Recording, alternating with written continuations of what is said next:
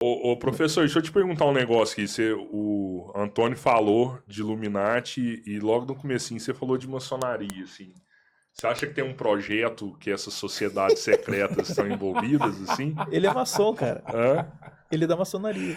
Não, Ele tem vários não, diplomas aí, ó. Não, Eu já ouvi falar isso aí. Não, isso aí Agora tá escondendo. É o segredo, Esse é o vida é segredo. fogo. Na Não, tem verdade, sociedade secreta pra caralho no isso mundo. é o né? que mais existe. É. Secreto não tem mais, né? Esquece, esse negócio de secreto já Deve foi. rolar umas secretas aí. Secreto eu sei onde que existe, aí não é na maçonaria, não. Isso aí entre quatro paredes de outros lugares. Na verdade, são criações, são desenvolvimentos. Se você for colocar que existe um grupo, que esse grupo vai comandar, vai ordenar o mundo inteiro, em teoria isso é lindo, isso é belo, mas na prática você não vai conseguir encontrar isso. Como você vai conseguir comandar, você sendo uma pessoa, tentando comandar outros países, de que forma você faz isso? Tenta imaginar isso. Que organização você criaria para que todos fossem submissos a um único grupo, a uma única ordem? Não tem como. Pega a Coreia do Norte lá, tenta fazer ser submisso a alguma coisa. Mas aquele dia lá vocês estavam cheios de códigozinho lá que eu sei. Não fala essas coisas não. Os maçons escondem essas Teve uma paradas. live lá. vai pegar é difícil. Já bota um Ah, código. eu boto fé que deve ter umas 20 famílias muito ricas no mundo, assim, que Sabe por que domina eu vou muita dizer coisa por do que é mundo. difícil? Se você tivesse que ter uma forma, você teria que ter. Vamos pegar a religião. Desde Constantino. Não deveria ter abrido mão para isso. Então, se os maçons existissem desde o tempo de Salomão, foram os construtores, então se perdura a ordem maçônica. Uhum. Então, em que momento você deixou isso ser desfeito? Se existiam os impérios que comandavam o mundo todo. Então, alguma coisa aconteceu aí. Então, alguma potência caiu. E como você vai reerguer essa potência? Eu estou dizendo como se, de fato, existiu desde Salomão a maçonaria, ok? Então, o grupo que sempre comandou o mundo todo. Então, você entende que sempre comandou o mundo todo, porque sempre existiu a questão imperialista. Uhum. Então, surgiu o Império mundo no mundo todo. Ok, o Império Romano fez isso, o Império Babilônico fez isso. Todos fizeram. E o que aconteceu que hoje não tem como? Onde está o poder da maçonaria hoje para tentar comandar o mundo como comandou lá atrás? Esse é o problema. A maçonaria pode ser o antídoto, não? O antídoto? Ué, a parte que tenta não deixar essas pessoas dominarem o mundo. Não, mas só que o foco é a dominância. O foco é dominar. Só que hoje você não consegue ver isso. Porque vocês romperam, tem o grupo lá separado e o outro de cá, que é a maçonaria. E vocês estão brigando na hora que um conseguir dominar o outro. Cara, o pessoal da maçonaria, entrou um cara lá, o pessoal lá da maçonaria, é tudo pastor lá dentro da maçonaria, tudo padre lá dentro, o pessoal lá da política e do exército, todo mundo da maçonaria. É o que mais tem. A maçonaria, ela se perdeu com o tempo, assim, cara. Antigamente, se eu vou te encontra falar mais. assim, ó, na época do meu avô, há 60, 70 Os anos imperadores. atrás, o cara pra ser maçom, mano, sei lá, ele era pica, assim, sabe? Eu conheci uns 3 maçons, ele era pica. Hoje, velho, Eles que comandavam, aí sim. não A são todos, Constituição. mas tem maçom vagabundo pra A caralho, velho. Constituição. Eu falei com o cara lá, meu irmão, eu quero o meu convite aí pra entrar nesse negócio que vocês ficam ricos aí, todo aí. A Constituição é maçônica. Quem fez a Constituição do nosso país é Constituição brasileira? maçom. É maçom, foi maçom. Aí, olha que Foi bosta. maçom. A maioria das igrejas a maioria das igrejas foram fundadas por maçom. Cara, tu nunca Maçonaria. viu não que a maioria das cidades tem, quando tu vai entrar na cidade, tem um compasso esquadro ou tem um line? Essa Sim, é a parada, sim, um né? rotary, né? Uma engrenagem e tal. Os políticos, maçônico. cara, os políticos aí tudo tá na maçonaria e fala, sou pastor, e contra, aí fala, é que nem o pastor que fala contra o homossexual e de noite tá, né, na passividade. Uhum. Então, tem muita gente que fala aí contra a maçonaria. Nas eleições mesmo, os evangélicos vivem falando mal da maçonaria. Tava lá Bolsonaro, Mourão, todo mundo na maçonaria. Entendeu? Então, esses caras são os primeiros a estarem na maçonaria, cara. Isso aí é uma loucura. Sim, sim. Pra mim é palhaçada igual as outras coisas. Só que é uma palhaçada em que os caras estão, né, com os segredos dele lá, de fato inseridos na política. Né, de Na fato... Bíblia, quem foram os maçons na Bíblia? Ah, não sei, cara. Simples. Jesus e os 12 apóstolos.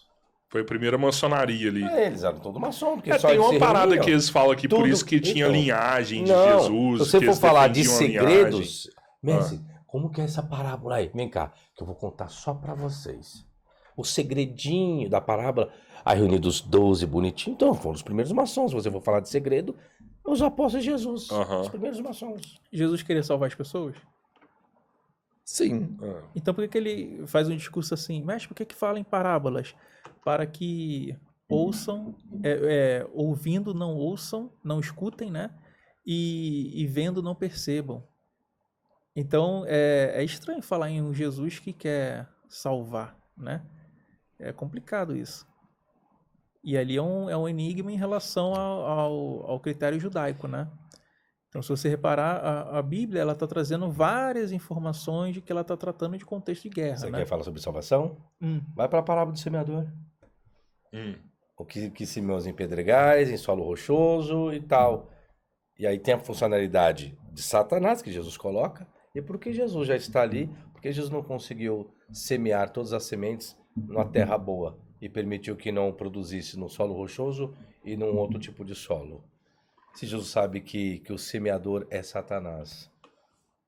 Um grão caiu aqui, que Jesus faz alguma coisa? Não. E o que o Jesus está dizendo que é o ensino dele. É o ensino dele contra o ensino de outros, que era o ensino dos fariseus. E uma coisa bacana disso aí que o Sabino lembrou é o seguinte. Jesus, ele aceitou todos os reinos da terra? Aceitou? Quando Satanás tenta ele? Aceitou. Jesus aceitou todos os reinos da terra? Quando ele Mas falou, se você ele- me servir, receberá todos os reinos da terra? Não. Não, né? Não. Mas ele teve que levar Jesus até um alto, né? Para poder lhe mostrar.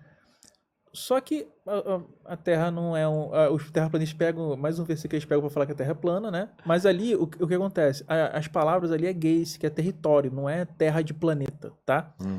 Então, quando ele está falando ali com Satanás, ele está recusando o título messiânico que o Messias, que os judeus estavam esperando, ele ia governar sobre a terra, sobre os reinos, que são as tribos, né?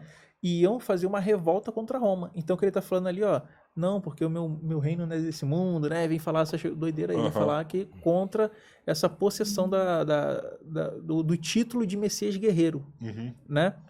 Outra questão, tem uma parábola, se eu não me engano, dos vinhateiros, que diz assim, que o mestre mandou cuidar das vinhas, né? Aí os caras não cuidavam, mandavam os servos lá, os caras matavam o servo, né? Se referindo que os judeus matavam os certos, né? Falando que os judeus matavam os profetas. Mandou o filho e mataram o filho. Eis que, quando vier o dono da vinha, ele vai expulsar os que estão na terra e dará um estrangeiro. Que foi o que aconteceu com Roma. Os judeus foram expulsos e os romanos tomaram conta da terra. Então, se você parar para ver, os contextos ali do Novo Testamento é sempre envolvendo Roma. Por exemplo, lembra que eu falei com vocês que a moeda com imagem de imperador era proibida, né? Não podia entrar. Quando chegam para Jesus e falam assim, mestre, é lícito pagar impostos a César. Aí ele fala o quê? Me dê uma moeda aqui. De quem é esse rosto que está aqui? De César.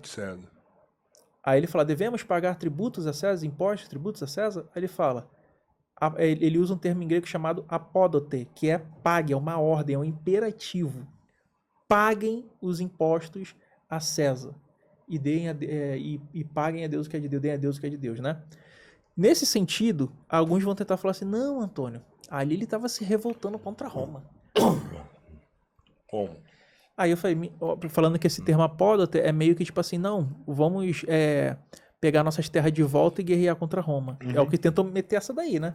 Eu falei, beleza, então vamos lá em Romanos 13, quando Paulo ele fala que todos os governos são instituídos por Deus, né? E que você tem que ser submisso a esses governos, não só os bons, mas também os maus. E na hora que ele vai falar de pagar impostos, ele usa o mesmo termo, apódote, pague os tributos a quem você deve, pague imposto, tributo. O mesmo termo que Jesus usou. Aí a pessoa não consegue se desvencilhar disso. E agora? É o mesmo termo no mesmo contexto. Então, é sempre isso. Você sabe quem é a pessoa com maior fé em Jerusalém? Não. É o centurião romano. Ele pede para curar o escravo. Jesus não falou contra a escravidão. Ele pede para curar o escravo dele, né? Aí ele fala de uma maneira como, tipo assim, eu não sou digno de você, não sei o quê. Dá uma lambeção lá em Jesus. Aí Jesus fala assim, ó, eis que em toda Jerusalém eu não encontrei alguém com tanta fé que nem você. Tem uma que é polêmica. Aí tem uns que vão falar que tem a ver com a Bíblia hebraica e outros que vão falar que tem a ver com Roma mesmo. Que é o seguinte. Vocês já repararam que Jesus ele pega pega pães e pega peixes, né? Multiplica e alimenta 5.000 pessoas, né? Só que tem uma passagem lá que ele divide de 100, 100, 50 e 50. Aí tem interpretações que dizem que 5.000 era o número de mais ou menos uma legião romana. E que essa divisão de 100, 100, 50 e 50 era referente aos soldados romanos em fileiras de guerra, né? Que ele, na verdade, ele estava alimentando os soldados romanos. Tudo isso daí são contextos assim metafóricos que são utilizados na Bíblia. Alguns fazem sentido, outros podem não fazer. Por exemplo, Jesus ele vai expulsar o demônio do corpo de um cara.